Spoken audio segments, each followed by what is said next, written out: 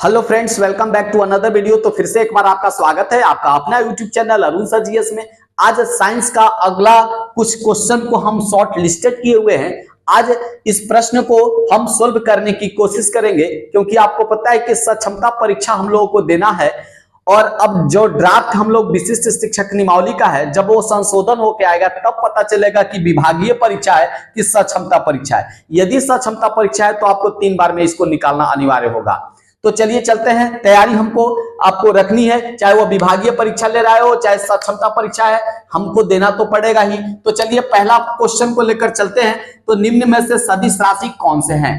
हमने कुछ ऑप्शन दिए हैं। पहला है द्रव्यमान, दूसरा है बल, तीसरा है विस्थापन और कार्य। सबसे पहले सदिश राशि जानिए। सदिश राशि क्या होता है? जिसमें मात्रा और दिशा दोनों, यानी कि परिमाण और दिशा दोनों जिसमें हो उसको सदिश राशि कहते हैं। और केवल जिसमें परिमाण हो दिशा नहीं हो उसको कहते हैं अदिश राशि। तो देखिए द्रव्यमान, बल, विस्थापन। विस्थापन जो है, विस्थापन में परिमाण और दिशा दोनों होती है, तो इसीलिए विस्थापन जो है आपका करेक्ट आंसर होगा।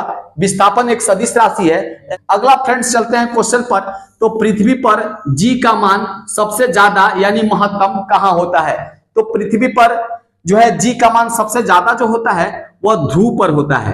ध्रुव यानी कि पोल पर सबसे ज्यादा जो है जी का मान महत्तम होता है। और जैसे जैसे विषुवत रेखा पर हम आते हैं तो विषुवत रेखा पे सबसे न्यूनतम मान होता है। विषुवत रेखा पर सबसे जी का मान जो होता है वह सबसे निम्न होता है, यानी कि सबसे न्यूनतम जो मान होता है वह विषुवत रेखा पर होता है। वहीं पर बात कर लिया जाए जी का मान का, तो जी का मान जो होता है जी बराबर 9.8 मीटर प्रति सेकंड स्क्वायर होता है। तो फ्रेंड्स ये भी आता है कि जी का मान कितना होता है, तो 9.8 मीटर प्रति सेकंड स्क्वायर। वहीं बात कर लिया जाए अगले क्वेश्चन की, तो पानी में बर्फ के आयतन का कितना भाग ऊपर रहता है? जैसे कोई पानी है और बर्फ डाल देते हैं तो बर्फ का देखिएगा कि कुछ हिस्सा पानी के नीचे रहता है और कुछ हिस्सा ऊपर रहता है। तो पूछ रहा है कि पूरे बर्फ के आयतन का कितना हिस्सा ऊपर रहता है? तो इसका आंसर होगा फ्रेंड्स 1/10 भाग। 1/10 भाग जो है, यानी 10 भाग में से जो सिर्फ 1 भाग है वह पानी के ऊपर रहता है। तो ये इंपॉर्टेंट क्वेश्चन है, इसको देख लीजिएगा। तो फ्रेंड्स अगले क्वेश्चन की ओर चलते हैं। तो अगला क्वेश्चन है कि ध्वनि कौन से तरंग का उदाहरण है? तो तरंगे 3 प्रकार की होती हैं, अनुदैर्ध्य तरंग, अनुप्रस्थ तरंग और विद्युत चुंबकीय तरंग। तो अनुदैर्ध्य तरंग क्या होता है कि जब तरंगे आगे पीछे दोलन करे तो उसको कहते हैं अनुदैर्ध्य तरंग।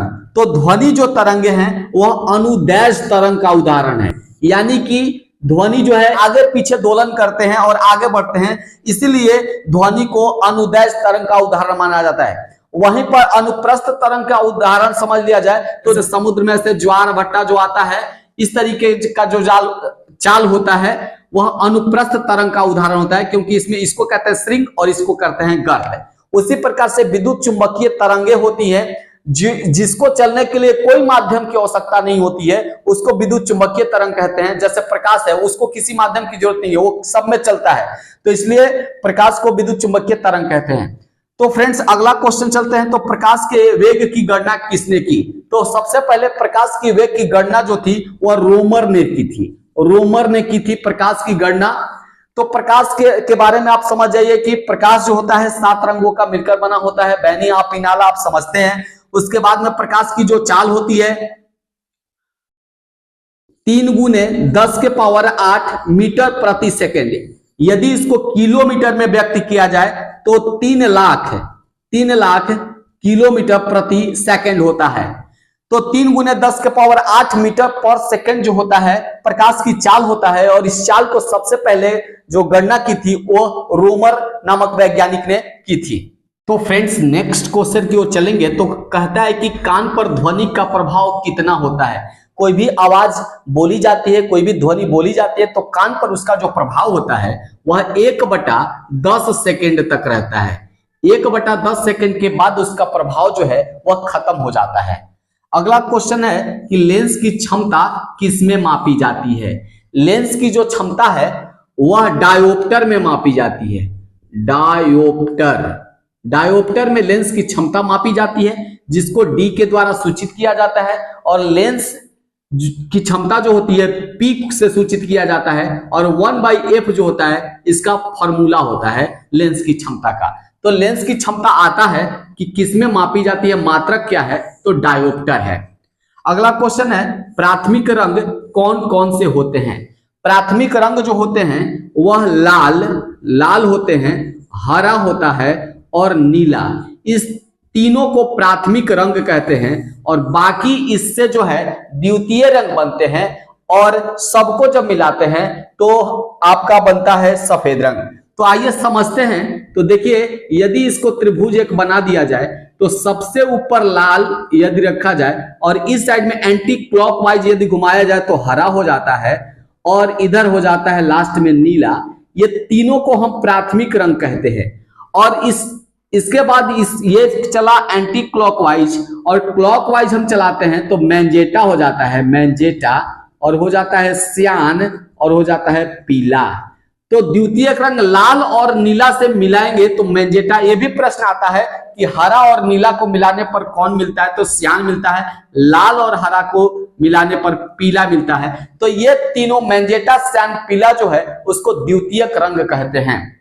अगले क्वेश्चन की ओर चलते हैं। तो निकट दृष्टि दोष में किस लेंस का प्रयोग किया जाता है। तो निकट दृष्टि दोष और दूर दृष्टि दोष, ये दोनों को समझना है। तो निकट दृष्टि दोष में जो लेंस का उपयोग किया जाता है वह लेंस होता है अवतल लेंस का प्रयोग हम करते हैं। अब देखिए, यदि ये हमारा आंख है और यहां से प्रकाश आ रही है और यहां हमारा रेटिना, यहीं पर यदि पिक्चर आपका बनेगा जो देख रहे हैं तो बिल्कुल आपका आंख सही है। यदि ये प्रकाश जो है यहां न बन के ये इधर ही कट जा रही है, यहां प्रतिबिंब बन जा रही है, रेटिना के आगे बन जा रही है, तो आपको जो दोष है वह निकट दृष्टि दोष है। तो निकट दृष्टि दोष में नजदीक की वस्तु तो स्पष्ट नजर आएगी, लेकिन दूर की वस्तु आपको दिखाई नहीं देगी, कम दिखाई देगी। इसीलिए आपको क्या करना है, यहां पर अवतल लेंस लगा के, जैसे ही अवतल लेंस लगाएंगे तो ये जो प्रकाश जा रहा है उसको वो और फैला देता है। अवतल लेंस का काम होता है प्रकाश को फैलाना, और उत्तल लेंस का काम होता है प्रकाश को एक बिंदु पे केंद्रित करना। इसीलिए इसको फैलाना है तो हमें अवतल लेंस उपयोग करेंगे। और यदि आप दूर दृष्टि हो गया तो ये जो यहां बन रहा है फिगर, वो बाहर बनेगा, इसके यहां पर पीछे बनेगा रेटिना के। तो इसको सिकुड़ाना है तो यहां उत्तल लेंस लगाकर दूर दृष्टि दोष को निवारण कर सकते हैं। दोनों हो गया। अब अगला क्वेश्चन चलते हैं कि मानव के द्वारा पूर्णतः संश्लेषित रेशा कौन सा था। तो पूर्णतः जो संश्लेषित रेशा बनाया मानव ने वह था नायलॉन जो है इसको बनाया मानव ने पूर्णतः 1935 ईस्वी में इसको पूर्णतः संश्लेषित रेशा मानव द्वारा बनाया गया था। इससे पहले रेयान बनाया गया था, लेकिन रेयान पूर्णतः संश्लेषित नहीं था, वह पेड़ के लुगदी से तैयार किया जाता था। इसीलिए पूर्णतः जो संश्लेषित रेशा हो गया वह नायलॉन हो गया। तो फ्रेंड्स, अगले क्वेश्चन की ओर चलते हैं। तो अगला क्वेश्चन कहता है कि आतिशबाजी में हरे रंग का क्या कारण है। तो हरा रंग का कारण जो होता है वह बेरियम होता है। और वहीं पर बात कर लिया जाए लाल रंग का, तो लाल रंग का जो कारण होता है वह स्ट्रांसियम होता है, स्ट्रांसियम। तो स्ट्रांसियम के चलते लाल रंग निकलता है आतिशबाजी में, और बेरियम के कारण आपका जो है हरा रंग निकलता है। अगला क्वेश्चन चलते हैं। तो सबसे उत्तम किस्म का कोयला कौन सा होता है। तो सबसे उत्तम किस्म का कोयला जो होता है वह एंथ्रासाइट होता है। इसमें जो है 85% कार्बन होते हैं। तो जिसमें कार्बन की मात्रा ज्यादा होती है वो अच्छे किस्म का कोयला होता है। कोयला की बात कर लिया जाए तो यह 4 प्रकार के कोयला पाए जाते हैं। पीट सबसे घटिया कोयला होता है, उसके बाद लिग्नाइट का नंबर आता है, फिर बिटुमिनस का आता है, और सबसे जो हाई क्वालिटी का बढ़िया अच्छा सा क्वालिटी का कोयला होता है उसको एंथ्रासाइट कहते हैं। अगला क्वेश्चन चलते हैं। तो पौधा में वर्तिकाग्र किसका जनन अंग है। तो वर्तिकाग्र जो होता है वह मादा जनन अंग है। और वहीं पर बात कर लिया जाए पुरुष जनन अंग का, तो उसमें